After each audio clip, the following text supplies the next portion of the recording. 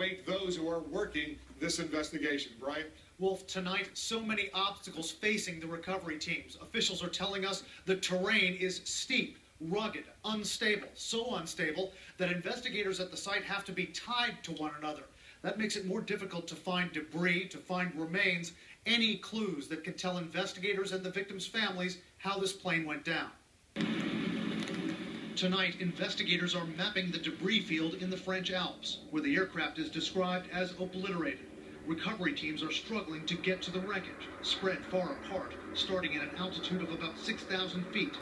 Their challenge, navigating vertical slopes and deep ravines, is enormous. They may have little cliff edges that they may have to pick things off of. So as they descend, they may have to stop, similar to this, gather things, put them into a bag, and then keep rappelling down.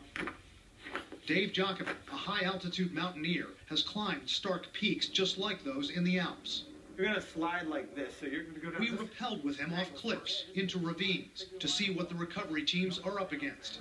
Jacobin says depending on where the helicopters can drop those teams, rescuers may have to climb up or rappel down to get to the debris and the remains of passengers. They'll battle dangerous crevices, fatigue, and weather that can change in an instant.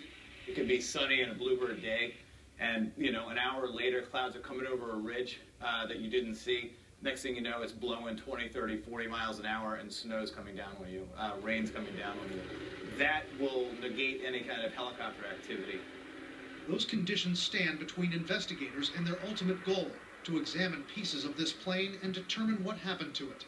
Experts say if they can't get enough information from the cockpit voice or flight data recorders, they may have to piece this aircraft back together, like investigators did with TWA Flight 800. Absent any